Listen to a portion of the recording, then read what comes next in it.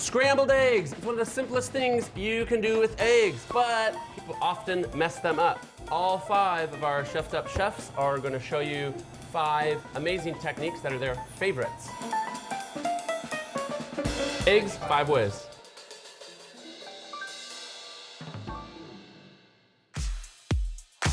The scrambled eggs I'm going to show you how to make right now are a little different than the ones you've probably learned since you were a little kid. It's just eggs, a little butter in the pan. Sometimes people put a little bit of milk or cream in the eggs, right? I'm going to use milk or cream, except I'm not going to mix it into the eggs. I'm going to put butter in the pan, get some eggs going, real hot scramble, let them firm up, then I'm going to add cream. And it's going to make them like nice and saucy kind of curds. So instead of putting the cream in the egg, I put the cream around the egg. It's really good. Super simple. I'll do 6 eggs. I do like to put a little salt in the egg. I'll do a little pepper too. Poke my yolks. I don't mix them too much. I like them barely mixed. And if you want, you can start butter in a cold pan and just use that as when is the pan ready. So here we go. I've got this thing maximum, 482 degrees. It's not 482 yet. Here we go.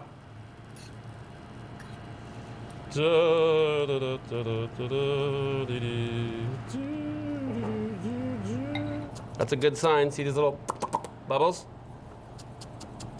Real easy. You just start scrambling. This one's all about nice dynamic texture. Okay, this is gonna happen quick. Almost there. So right about here, add some cream. Pan goes off. I'll even throw a little bit of chive in there. They just have that bounce and spring I like. See how easy? Today I'm gonna make my favorite scrambled eggs, which are Silky. The reason I choose this technique is because it's very gentle heating, and then you can, the outcome is a very fluffy, big curdles eggs. You can also customize it. You can serve it with smoked salmon, a drizzle of vinegar, burnt noisette, and then you can take it to where there are like quite big lumps of eggs, or you can actually make it however you like if it's more runny than you like. For this, we're gonna need 5 eggs, a little bit of cream, a little bit of butter, a pinch of salt. And the idea is for the bowl not to touch the simmering water, so I'm gonna turn my induction to just simmer. And I'm gonna add a little bit of butter. I'm gonna add a splash of cream, and then using a fork, not a whisk, to break the yolk. If I use the whisk and I add too much air into it, as the eggs cook, they're gonna start drying out. So if I just break, even if the butter is a lump, it'll melt as it cooks. My water is about to come to a simmer. It has to be a simmer, not a boil. If you're using a metal bowl, use a tea towel because it's gonna get quite hot.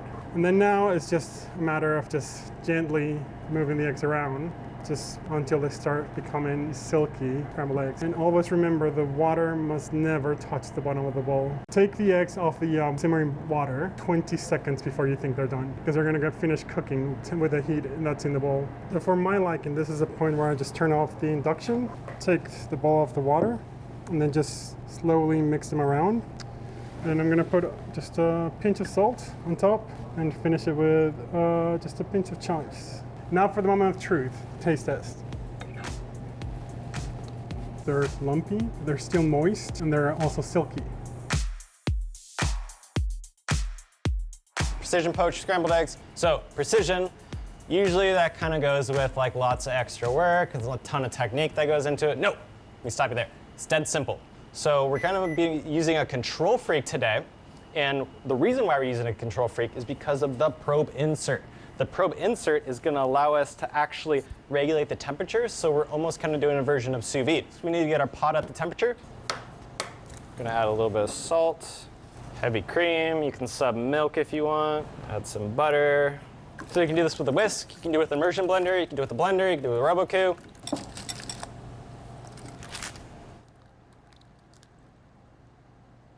We're going to clip this to the side of the pot. I discovered this last year when I was doing kind of the modernist omelet, where we did an ISI charged scrambled egg. I noticed as it came out of the water bath while I was cooking, I just squeezed it a couple times and I was like, heck, this is like perfect scrambled eggs. And so instead of going through the whole blending, charging with an ISI, why not just enjoy it as is, because it only takes 8 minutes. So.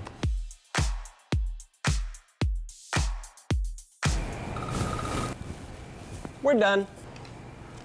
Woo! Look at that.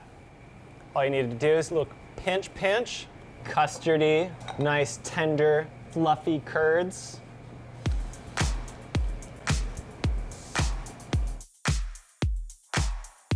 This is my tofu scramble. The ingredients that are key are the black salt or bamboo salt, which is high sulfur content. It's gonna mimic the flavor of eggs. Turmeric is also a key ingredient. It just helps to give that yellow, orange egg flavor. All right, we got our pan heated up. We're gonna go in with our little bit of red palm oil there. Scallion tops. All right, that's good. Let's add our tofu. This is 1 whole block of tofu. There's no fear of overcooking this. Add the turmeric powder and the black salt or the bamboo salt. And all we're doing is just stirring to incorporate the ingredients and then heating the tofu through. That's it. So it already has that yellow color. Have eaten eggs in the past, but switched to plant-based. Started making tofu scrambles. It's a great alternative. Smells good. So the hash was just sweet potatoes, sauteed in a pan with a little bit of oil. Some fresh parsley here too, and then a little watercress. Just add a little bit of a spicy bite. Delicious. It mimics an egg in texture. It's soft, delicate. Even if you're not on a plant-based diet, you should give it a try. All right, guys, this is my fluffy scrambled egg recipe. It's something that I make for my nephews. They like plain scrambled eggs, but I know that it's better with milk, so I do it and trick them. It's an easy technique. We're just gonna throw everything in the pan cold, turn it on high, and whisk it up. Cold pan, whole eggs. We're just gonna throw the butter, milk, salt, everything in there, and then we'll crank it up. Just about as much salt as you need for there. Pepper. I like to use cube butter for this one because we're starting cold. It means I can mix it up and I don't have one big chunk. That's it. On high, and now we're just gonna whisk it until it's cooked. We wanna keep it moving. And this one's kinda in your control for how far you cook them, but you'll have a combination of texture from well done to nice and custardy and creamy. I'm gonna turn this off. Nice little whip here at the end. Light, fluffy, quick scrambled eggs. I like mine with a little salsa. 2 minutes start to finish there. 1 dirty pan, nothing else. It's good stuff. These are 5 techniques that you can do at home. It's all about mastering the texture and making the perfect texture any way you want. Then from there, you can flavor it any way you want. And we're actually probably gonna have some amazing suggestions from the chefs on chefsteps.com. I know we will.